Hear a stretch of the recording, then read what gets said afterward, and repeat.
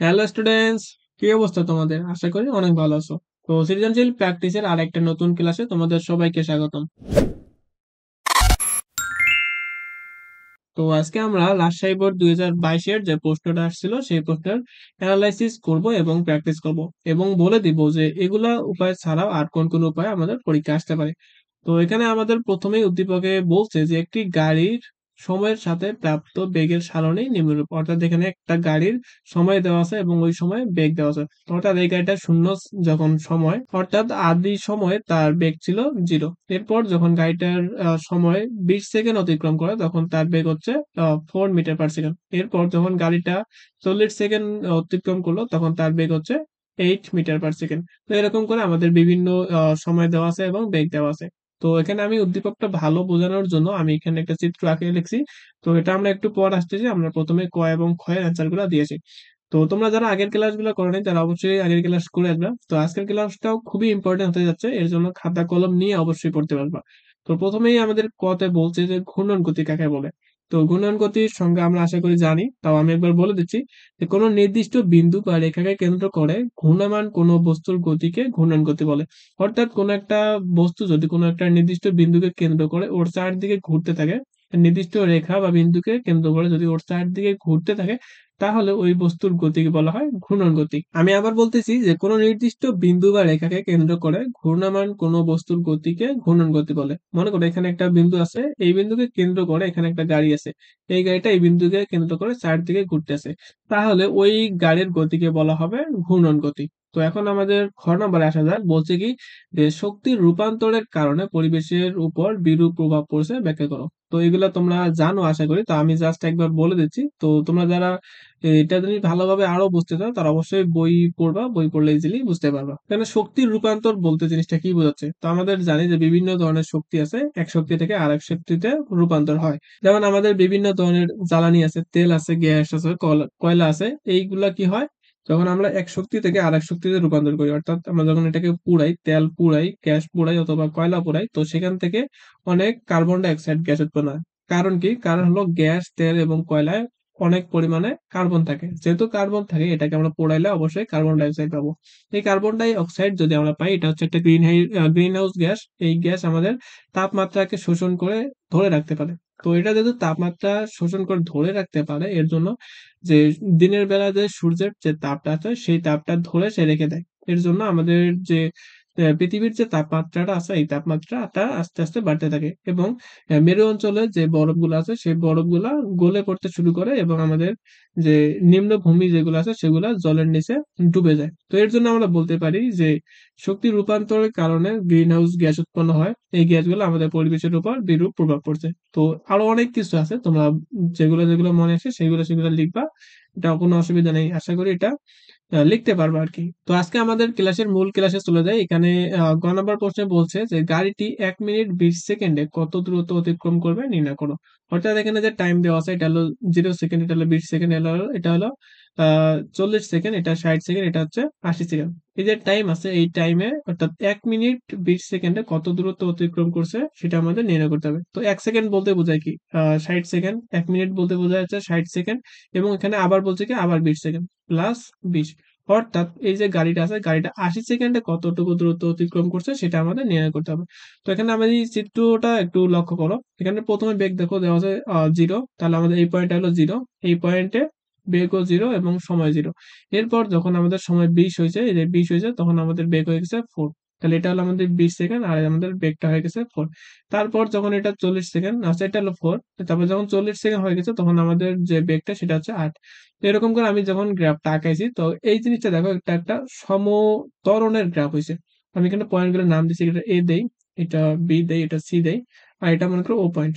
তাহলে যদি এখানে বস্তুটা ও থেকে এ এর দিকে যে আমরা গ্রাফটা দেখতে পাচ্ছি সেটা হচ্ছে সমত্বরণের গ্রাফ, তাহলে আমাদের এই যে এখান থেকে যে সূত্রটা আমরা ইউজ করবো, অর্থাৎ অতিক্রান্তের দূরত্বে যে সূত্রটা ইউজ করবো সেটা অবশ্যই আমাদের সমত্বরণের সূত্র ইউজ করতে হবে।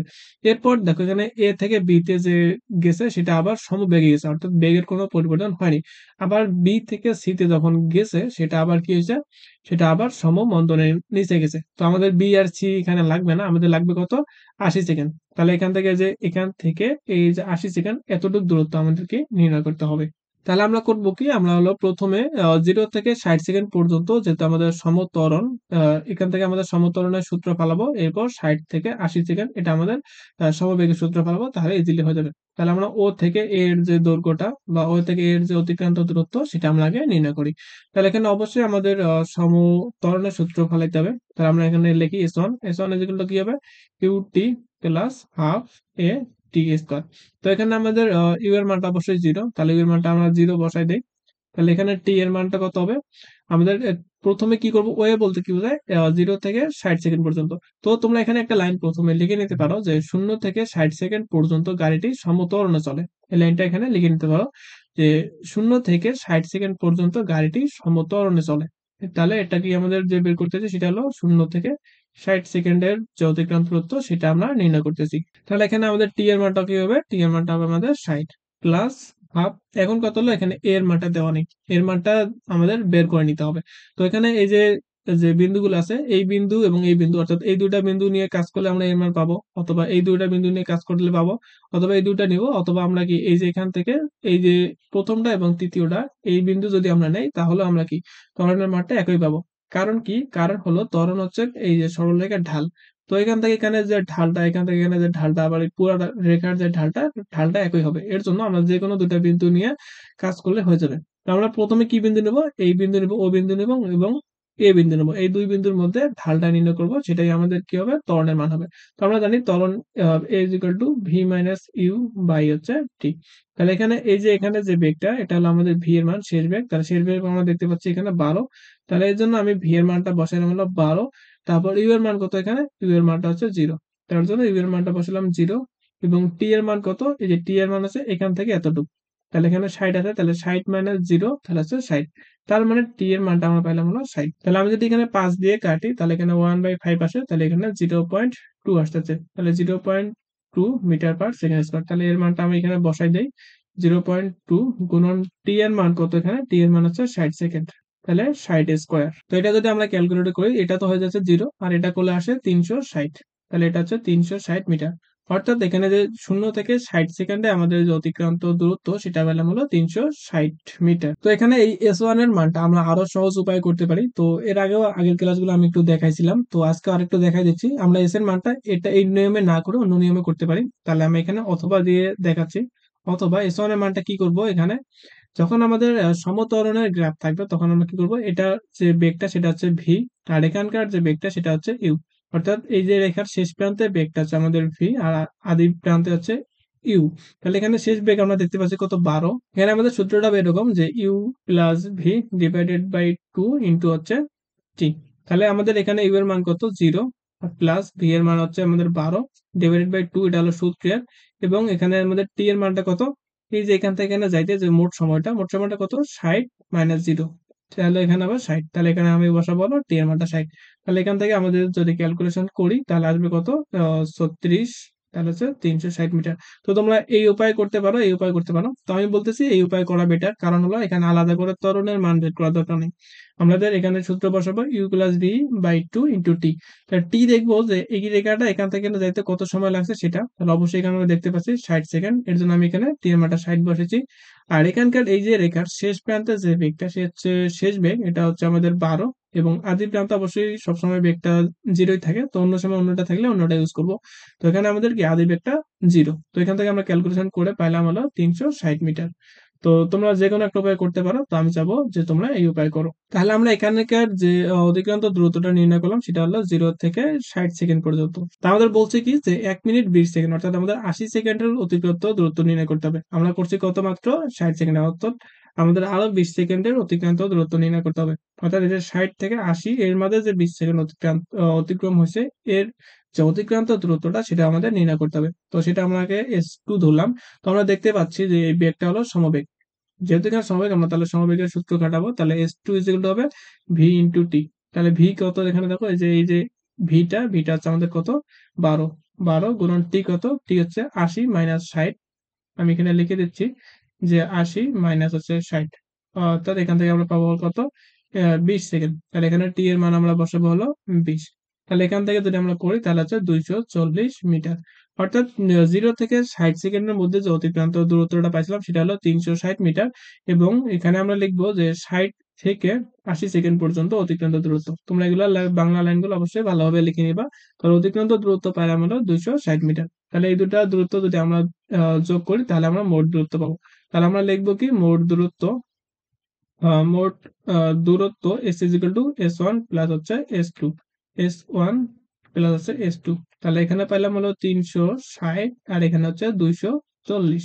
তাহলে আমরা এই দুটা যোগ করে পাচ্ছি হলো 600 মিটার। অর্থাৎ গাড়িটা 1 মিনিট 20 সেকেন্ডে মোট অতিক্রান্ত করছে কত মিটার? 600 মিটার। এটা আমাদের এখানে বলবো যে গাড়িটি 1 মিনিট 20 সেকেন্ডে 600 মিটার দূরত্ব অতিক্রম করে। তো একটু ঘিজিবিজি হয়ে গেছে, বাট তোমরা যদি খাতায় ভালোভাবে উঠায় থাকো তাহলে অবশ্যই ভালোভাবে বুঝতে পারবা। এখন আমরা ঘ নাম্বার প্রশ্নটার উত্তর বের করবো। তো এখানে ঘ নাম্বার বলছে কি যে উদ্দীপকের আলোকে গাড়িটির বেগ বনাম সময় লেখ অঙ্কন করে এর বিভিন্ন অংশের ত্বরণ পরিবর্তন বিশ্লেষণ করো। তো আমি এখানে চিত্রটা আগেই আগে নিয়েছিলাম। তো তোমাদের গ নাম্বার যে প্রশ্ন আছে, গ নাম্বার প্রশ্নে চিত্র আঁকানোর দরকার নেই, তবে অ্যান্সার ভালোভাবে দেওয়ার জন্য, ভালোভাবে বোঝার জন্য, যাতে ভুল না হয় এর জন্য চিত্রটা আঁকানো খুবই গুরুত্বপূর্ণ বলা যায়। তো তোমরা চাইলে চিত্রটা আঁকাইতে পারো, নাও আঁকাইতে পারো, কিন্তু আমার ওপিনিয়ন থাকবে তোমরা অবশ্যই চিত্রটা আঁকে নেবে, তাহলে ইজিলি সবকিছুই অ্যান্সার করতে পারবা। তাহলে এখন বলছে কি যে এই যে লেখচিত্রটা আমরা আঁকালাম, এখান থেকে বিভিন্ন অংশের ত্বরণ আমরা নির্ণয় করে দেখাইতে হবে। তাহলে আমরা প্রথমে কি ও থেকে এই অংশের ত্বরণটা আমরা নির্ণয় করতে পারি। যদিও আমরা একটু আগে দেখলাম যে ও থেকে এই অংশের ত্বরণ সূত্র আমাদের একটাই, is equal to v minus u divided by t. তাহলে এখানে এই যে এ অংশের যে বেগটা আমরা, সেটা হলো আমাদের শেষ বেগ। তো আমরা দেখতে পাচ্ছি সেটা 12 এর সমান আছে। তাহলে আমাদের ভি বেগটা পেলাম হলো 12। তাহলে ইউ এর মানটা কত? এই যে আমাদের ও বিন্দুতে যে বেগটা সেটা হচ্ছে ইউ এর মান, এটা হচ্ছে আমাদের 0। আর টি এর মান কত? টি এর মান হলো এই যে ও থেকে এ যাইতে যে সময়টা লাগছিল সেটা। তাহলে এখানে আছে 60, এখানে আছে 0। তাহলে আমরা করব 60 মাইনাস 0। তাহলে এখানে পাচ্ছি হলো 60। তাহলে এখন যদি আমরা সব মান এখানে বসাই দিই, ভি এর মান কত এখানে? 12 মাইনাস ইউ এর মান 0 ডিভাইডেড বাই হচ্ছে 60। তাহলে আমরা পাবো কত? এটা হবে যদি 12 দ্বারা যদি কাটি তাহলে 5 12 60, 1/5 আসবে। তাহলে এটা আমরা পাবো 0.2 মিটার পার সেকেন্ড স্কোয়ার। তো এটা আমরা একটু আগেও বের করছি, আশা করি এটা কোনো অসুবিধা নেই। এখন আমরা কি করব, এ থেকে বি অংশের ত্বরণ নির্ণয় করব। এ বি অংশের ত্বরণ, তাহলে এ বি অংশের ত্বরণ, তাহলে এটা হলো আমাদের বি তে আছে আমাদের শেষ বেগ এবং এতে আছে হলো আদি বেগ। তাহলে আমরা কি বের করব যে ভি এর মান এখানে কত? দেখো বি বিন্দুর বেগ কত আছে? 12 আছে। তাহলে আমাদের ভি এর মানটা হচ্ছে 12, এবং ইউ এর বেগ কত আছে? এটা হলো আমাদের ইউ এর মান, এটাও কত আছে? এটাও 12 আছে। অর্থাৎ এখানে ভি এবং ইউ এর দুটা মানে সমান, অর্থাৎ এখানে সমবেগে চলতেছে, এর জন্য দুটা বেগ সমান। আর তাহলে টি এর মান কত নির্ণয় করব? টি এর মান হলো এ থেকে বি তে যাইতে যে সময়টা, অর্থাৎ এইটুকু। তাহলে এখানে আছে 60, এখানে আছে 80। তাহলে আমরা এখানে লিখবো যে 80 মাইনাস 60 ইজ ইকুয়াল টু হচ্ছে 20 সেকেন্ড। তাহলে এখন আমরা যদি ত্বরণের সূত্রে এই মানগুলো বসাই তাহলে ইজিলি ত্বরণ পেয়ে যাবো। তাহলে is equal to v minus u divided by t. তাহলে ভি এর মান কত? ভি এর মান হচ্ছে এখানে 12, ইউ এর মান হচ্ছে এখানে 12, আর টি এর মানটা হচ্ছে এখানে 20। তাহলে 12 থেকে 12 যদি যায় তাহলে 0। তো 0 কে আমরা কোনো কিছু দ্বারা ভাগ দিই না কেন, সেটা আমাদের 0 আসবে। অর্থাৎ এবি অংশের যে ত্বরণটা পাইলাম সেটা অবশ্যই 0 হবে, অর্থাৎ এখানে সমবেগে চলতেছে। তো এখন আমাদের বিসি অংশের জন্য নির্ণয় করতে হবে। তো এটা একটু মিশাই দিচ্ছি যাতে তোমাদের সুবিধা হয়। তো এখন আমরা বিসি অংশের জন্য বের করব যে বিসি এর ত্বরণ। তো একই জিনিস, সূত্র আমাদের একটাই, a is equal to v minus u divided by t। এখানে ইউ এর মানটা কত হবে আর ভি এর মানটা কত হবে ইজিলি বোঝা যাচ্ছে। তাহলে এখানে কি বি থেকে সি তে গেছি, তো সি এর যে বেগটা এটা হচ্ছে আমাদের কি শেষ বেগ। তাহলে ভি এর মানটা অবশ্যই কত? 0। দেখো এই পয়েন্টটা কত আছে? 0 আছে। তাহলে ভি এর মানটা হলো 0। তারপর ইউ এর মানটা কত হবে? ইউ এর মান হলো বি তে যে বেগটা, এটা হচ্ছে আমাদের কত? 12। এর জন্য ইউ এর মান আমরা বসাবো হলো 12। তারপর টি, টি কি? টি হলো বি থেকে সি তে যাইতে যে সময়টা সেটা। তাহলে এটা হলো আমাদের বি, এটা হলো আমাদের সি। তাহলে বি থেকে সি তে যাইতে যে সময়টা সেটা হচ্ছে 120 মাইনাস হচ্ছে 80। তাহলে হচ্ছে 120 মাইনাস যদি 80 করি তাহলে এখান থেকে আমরা পাচ্ছি হলো 40 সেকেন্ড। তাহলে আমরা এখানে টি এর মানটা এখানে বসাই দিব। তাহলে এখানে আমাদের ভি এর মানটা হলো 0 এবং ইউ এর মানটা হচ্ছে 12। তাহলে 0 মাইনাস 12 ডিভাইডেড বাই হচ্ছে 40। তাহলে এটা যদি আমি ক্যালকুলেশন করি তাহলে আবার পাবো হলো -0.3 মিটার পার সেকেন্ড স্কোয়ার। তাহলে এখানে আমরা পাইলাম কি এর থেকে ও থেকে এর জন্য যে ত্বরণ সেটা হচ্ছে 0.2 মিটার পার সেকেন্ড। তারপর এ থেকে বি এর যে ত্বরণটা সেটা হলো 0, এবং বি থেকে সি এর যে মানটা পেলাম সেটা হলো 0.3 মিটার পার সেকেন্ড। তো এখানে আমাদের অবশ্যই মন্দন হচ্ছে, জন্য আমাদের এখানকার মানটা নেগেটিভ আসছে। তো এখানে পজিটিভ আসুক বা নেগেটিভ আসুক কোনো অসুবিধা নাই, এইভাবেই লিখে দিলেই দ্যাটস এনাফ। তো আশা করি আজকের ক্লাস ভালোভাবে বুঝাতে পারছি। তো যদি ক্লাস ভালো লাগে থাকে অবশ্যই একটা লাইক করে দিবা এবং ফ্রেন্ডদের মাঝে শেয়ার করে দিবা এবং এই চ্যানেলটা অবশ্যই সাবস্ক্রাইব করে রাখবা। তো পরবর্তী ক্লাসের আমন্ত্রণ জানিয়ে আজকের ক্লাস এখানে শেষ করতেছি। আল্লাহ হাফেজ।